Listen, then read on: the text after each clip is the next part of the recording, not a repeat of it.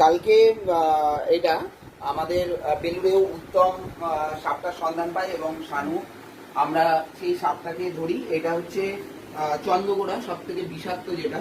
তো আমাদের এখানে বন দপ্তর থেকে আমরা পেয়েছি দাদাকে, শানুকে। তো বন দপ্তর থেকে ও এসছে।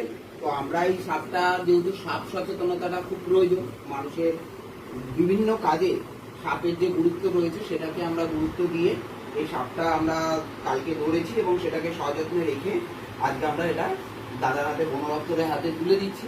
তো এই সাপটার সম্বন্ধে যদি তুমি দুটো একটা কথা বলে তাহলে মানুষ জানবে। সব সাপ যেরকম নর্মালি মোটামুটি বেশি যাবে কামড় দিলে, তাও কিন্তু এই হচ্ছে রাসেল ভাইপার, মানে সব সাপেদের মধ্যে আর কি সব থেকে ডেঞ্জারাস এই সাপটাই।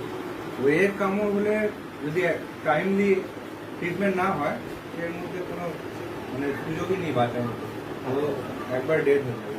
তো এইটা আমরা তুলে দিলাম তোমার হাতে, এরকম ভাবে যাতে আরো বেশ মানুষ দিতে পারে। তো সেই সচেতনতা এরকম ভাবে ভালো লাগবে দিয়ে একবার আয়, তাহলে মানুষও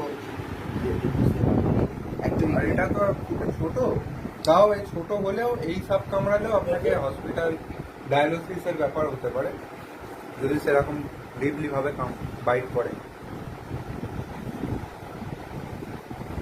ছোট বলে মনে হবে না, তবে ভালোই ডেঞ্জার, ছোট হলেও বেশ ডেঞ্জারাস। বেলুড় স্টেশন রোডে হ্যাঁ, বর্ষার জলের সাথে, হ্যাঁ আমার দোকানের সামনে জলটার সাথে করে ঢুকে গেছে সাপ। দোকানের সামনে তোমার দোকান। তো আমরা যেটা বলবো যে তিনজনে মিলে এবং সব মানুষের হয়ে, যেটা আমাদের বক্তব্য যে এরকম যদি কেউ কোনো এরকম ধরনের সাপ পান, সে সরাসরি আমাদের সঙ্গেও যোগাযোগ করতে পারেন।